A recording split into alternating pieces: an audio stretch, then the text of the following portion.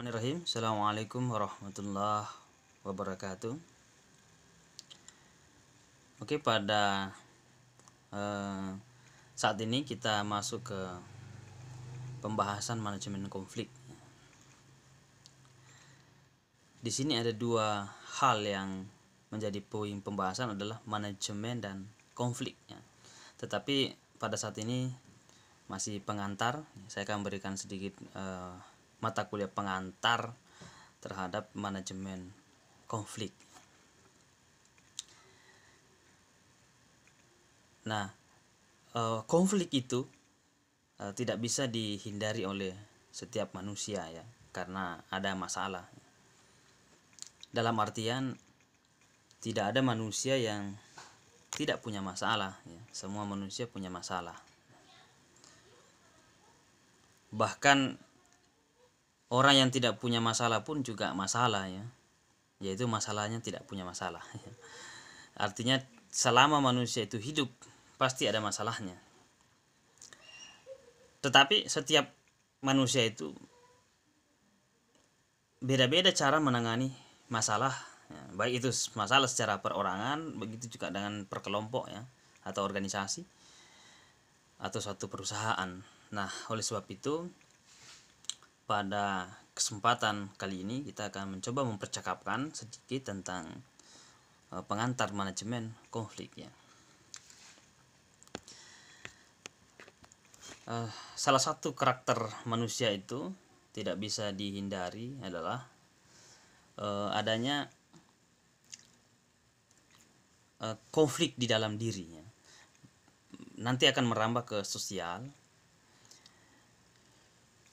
dan konflik ini terjadi di sepanjang masa, dari masa ke masa atau dari zaman ke zaman. Kita pahami bahwa dari zaman Romawi kuno, peperangan itu ada perang salib, perang agama-agama, perang buruh misalnya ke pabrik-pabrik, kemajikan dan sebagainya. Itu suatu fenomena yang terjadi dan sampai hari ini ya.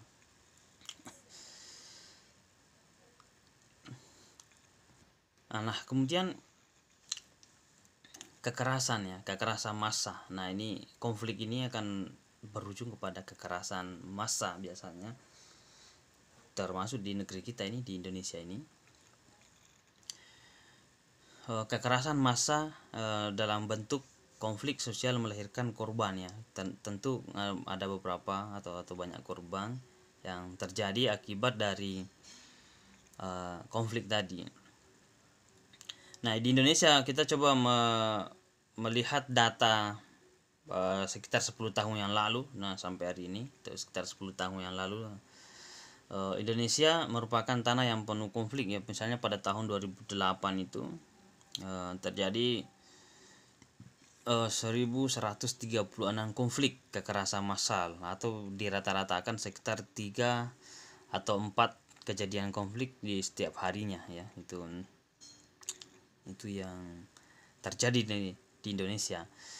Nah, misalnya penghakiman massa ya, penghakiman massa itu sendiri ada 338 kali pada tahun 2008, tawuran massal 240 kali, dan konflik massal bernuansa politik itu 180 kali. Konflik perebutan sumber daya ekonomi. Nah, jadi sumber daya ekonomi sejak tahun 2008 itu sudah banyak konflik-konflik ya, itu terdapat 23 kali kasus. Kemudian konflik perebutan sumber daya alam ya, itu 109 kali. Kemudian pengeroyokan massa 47 kali.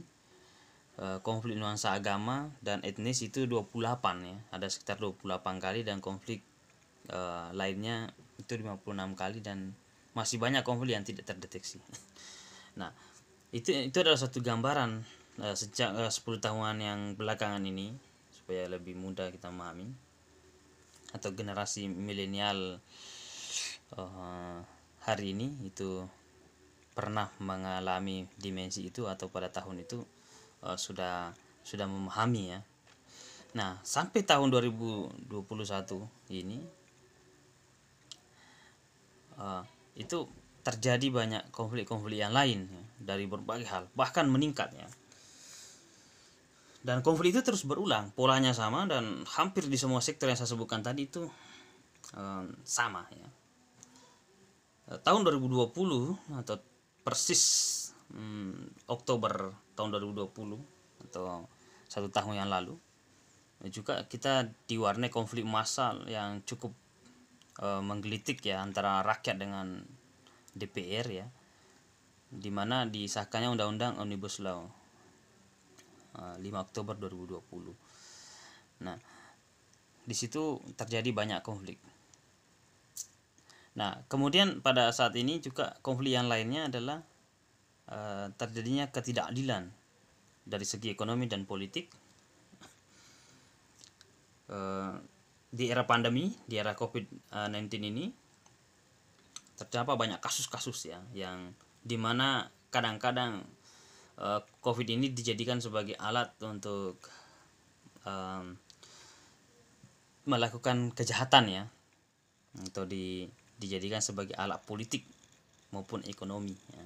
Ada yang mengambil kesempatan dari fenomena ini ya.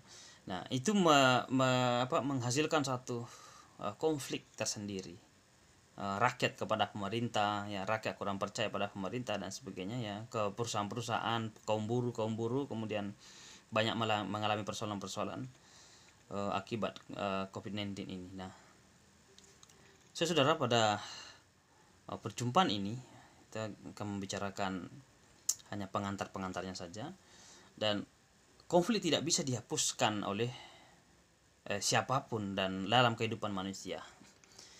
Artinya konflik itu pasti selalu ada. Nah, hanya saja bagaimana seorang pemimpin maupun seorang manajer atau ketua atau kepala ya, kepala bidang, kepala birokrasi, istilahnya dia adalah seorang pemimpin, bagaimana dia menyelesaikan berbagai konflik-konflik yang ada. Disinilah tugas seorang pemimpin, dan salah satu fungsi mata kuliah manajemen konflik ini supaya ada kemampuan atau keilmuan bagaimana menangani satu konflik supaya berpengaruh positif terhadap lembaga, bisnis, perusahaan, organisasi ya, organisasi mahasiswa, organisasi organisasi kampus atau organisasi lembaga negara atau semuanya, instansi-instansi yang lain. Seorang yang mahasiswa ini akan disiapkan untuk mengolah konflik itu menjadi produktif ya. Kalau dikelola dengan baik itu bisa menjadi produktif. Nah, misalnya pendekatan manajemen konflik yang digunakan adalah misalnya penyelesaian konflik, yang kedua stimulasi konflik, yang ketiga mengurangi konfliknya. Itu akan menjadi pembahasan di pertemuan-pertemuan selanjutnya. Nah, mengapa terjadi konflik? Nah, ini yang kadang-kadang menjadi pertanyaan ya. Mengapa terjadi konflik? Konflik mempunyai arti yang sama dengan perbenturan ya, atau ketidaksepakatan, kontroversi dan pertengkaran ya, pertentangan atau pertikaian itu masuk dalam kategori konfliknya. Pertempuran atau pertarungan, nah, atau permasalahan yang berlarut-larutnya itu bisa memicu konflik ya, atau menyebabkan terjadinya konflik. Nah, konflik segala bentuk interaksi yang bersifat oposisi atau suatu interaksi yang bersifat antagonis, berlawanan, itu bisa menimbulkan konflik. Adanya misalnya kesenjangan, ya, ada kesenjangan, kelangkaan kekuasaan ya, kelangkaan kekuasaan atau perbedaan pandangan itu bisa menyebabkan satu konflik. Nah, meskipun sebenarnya itu adalah suatu dinamika ya, dinamika dalam satu pergaulan manusia, atau dalam istilah sosial itu adalah suatu dinamika perubahan ya, atau gerak perubahan sosial yang mesti direspon baik oleh setiap orang, tetapi tidak semua orang atau tidak setiap orang mampu mengelola permasalahan dengan baik. Nah, disinilah fungsi manajemen konflik akan kita percakapkan sampai 16 kali pertemuan ke depannya ya.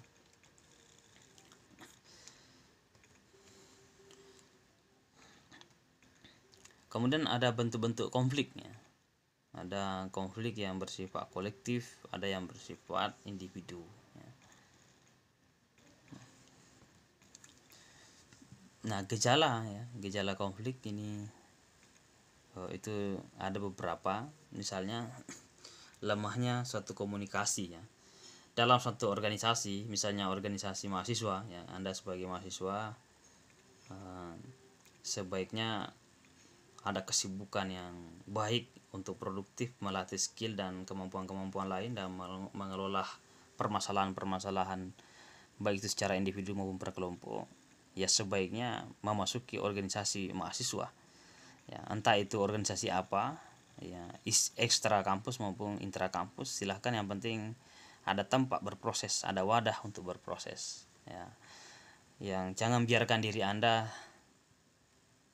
hanya terpojok di dalam kamar sempitnya, menghabiskan waktu sampai selesai kuliah di situ dengan ditemani HP. Itu adalah suatu kecelakaan dalam bermahasiswa. Selama Anda mahasiswa, aktifkan diri Anda dalam kegiatan-kegiatan organisasi, sebab itu akan memfilter semua masalah-masalah yang lain atau keburukan-keburukan yang lain, terutama dampak media sosial.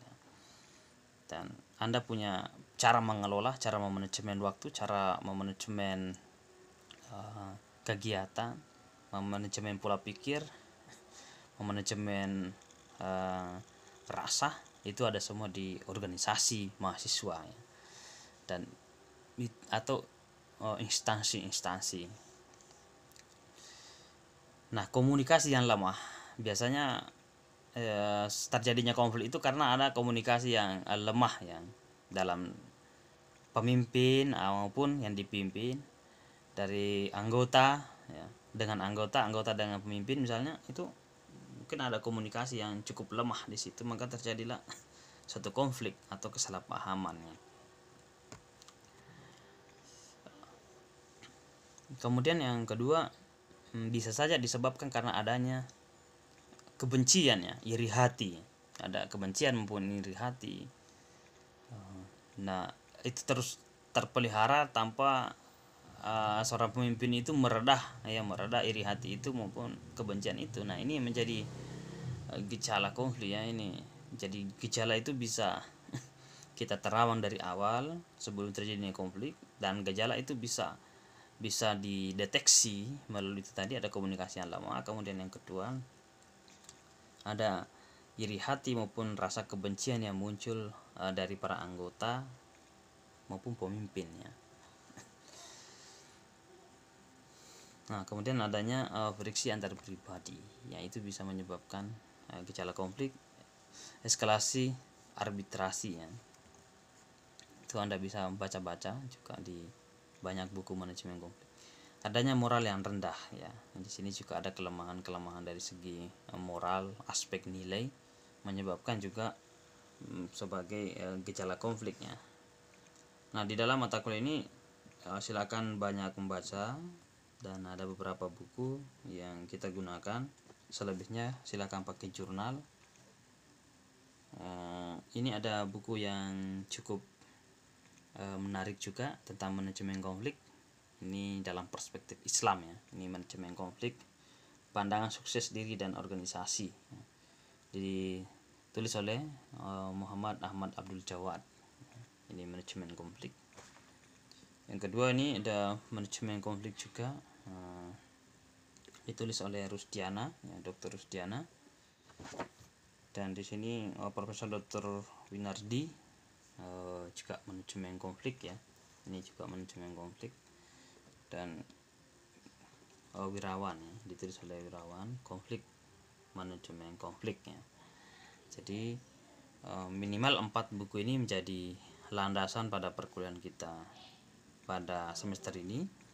Silakan ditambah buku yang lain dan ditambah dengan jurnal supaya ada data-data terbaru persoalan-persoalan konflik ini. Nah, tahapan-tahapan terjadinya konflik ya, ini sebagai suatu pengantar, nanti akan kita perdalam ke pertemuan selanjutnya. Yang pertama adalah tahap laten ya, adalah tahap tersembunyi ya, terpendam, tetapi potensi itu muncul ya. Jadi ada yang terpendam, tersembunyi, tetapi itu bisa berpotensi muncul ya.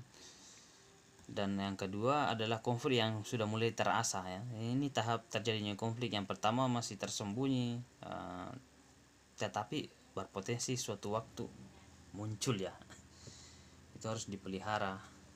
Dan kemampuan manajemen konflik ini perlu ya untuk diminimalisir itu terjadinya suatu masalah.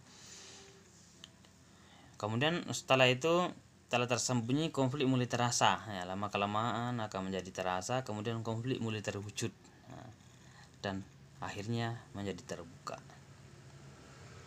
Nah, saudara,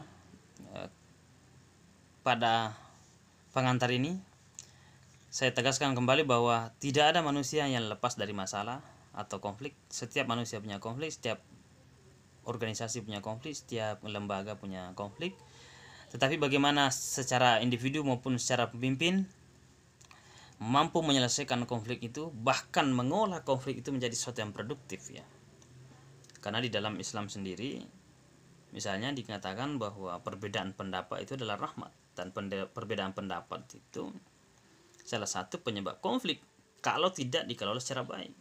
Tetapi ketika perbedaan pendapat itu dikelola secara baik, maka itu akan menimbulkan satu khasanah perbedaan yang melahirkan satu kesatuan yang utuh, yang memang dibutuhkan ya untuk masa kini dan masa depan.